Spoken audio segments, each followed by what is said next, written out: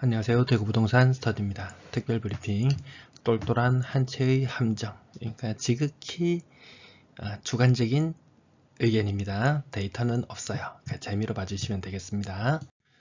부동산 투자하면 가장 먼저 떠올리는 것이 한 채는 그냥 주거 하는 거야.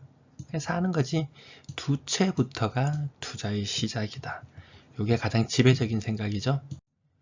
분양 가격이 높아지고 집값이 높아지면서 자금력은 부족하고 그러면서 비싼 집을 팔기 위해 나온 것이 똘똘한 한 채다. 3프로TV에 나온 대통령 후보 윤석열 후보가 부동산 세제에 대해서 이야기합니다. 어떤 입장인지는 3프로TV 통해서 보시면 한 47분 무렵부터 보면은 나옵니다. 종부세에 대해서 이야기합니다. 종부세는 부당하다. 왜냐하면 세금이라는 것은 실현된 이익에 과세하는 것이 원칙이다 라고 명확하게 이야기를 합니다. 하지만 일시적 1가구 2주택은 실현된 이익은 있으되 세금은 없을 수도 있다.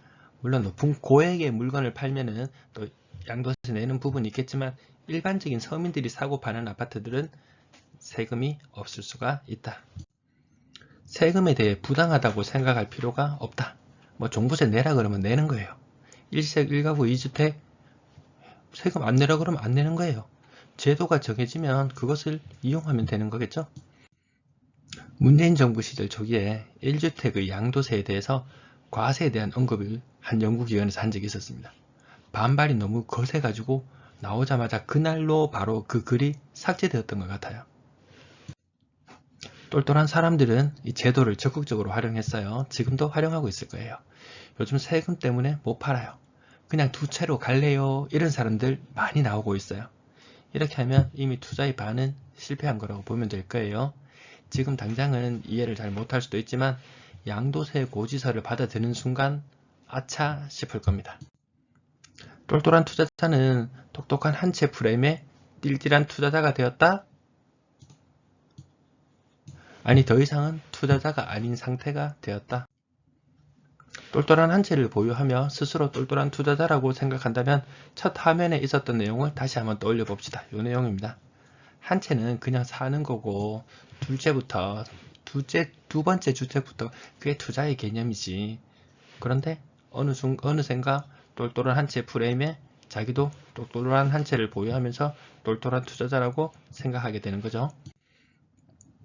자, 윤정기는 돌아가기 시작합니다. 내 돈 1억, 빚 1억, 2억짜리 집이 3억이 됩니다.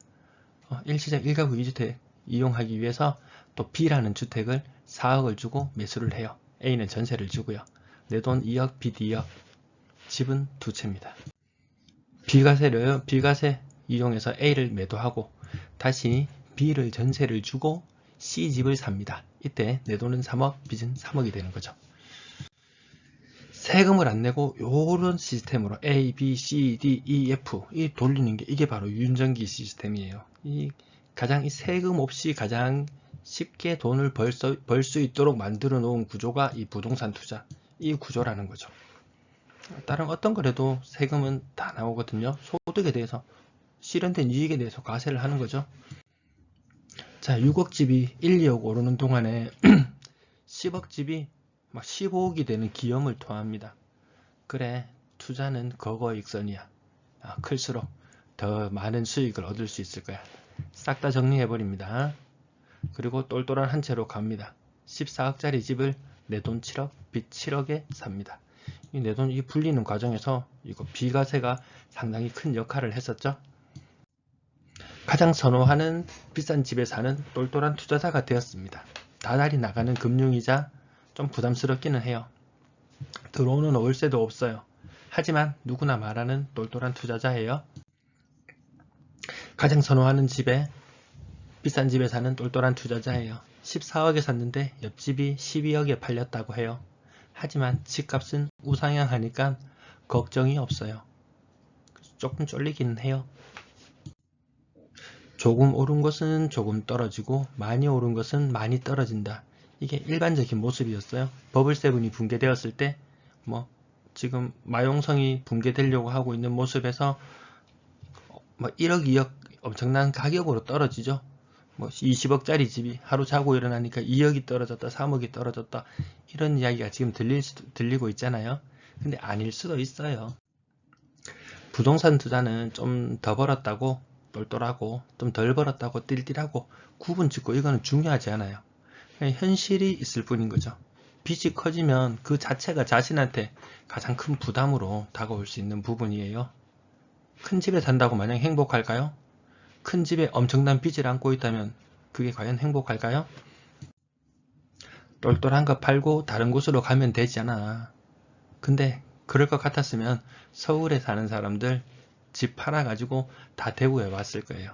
근데 주거를 바꾼다는 거 이거 생각보다 쉽지 않잖아요. 아이들 뭐 학군도 걸릴 것이고 직장도 걸릴 것이고 더 나은 주거 환경에서 좀 못한 주거 환경으로 바꾼다? 이것도 삶의 만족도, 삶의 질이 너무 떨어져서 이런 선택을 하는 것도 쉽지는 않아요. 여러 가지 프레임들이 돌고 돌죠. 그러다가 똘똘한 한 채. 이 이야기도 근래에는 많지 않아요. 많이 사라져 버렸죠. 뭐 역세권, 학세권, 숲세권, 뭐 쓸세권 뭐 많고도 많지만 그 중에 사라질 것 중에 하나가 이 똘똘한 한 채도 언젠가는 사라진 프레임이 될 수 있다. 이게 자기의 인생에 있어서 함정이 될 수도 있다는 거죠. 이상 지극히 주관적인 방송 시청 감사합니다.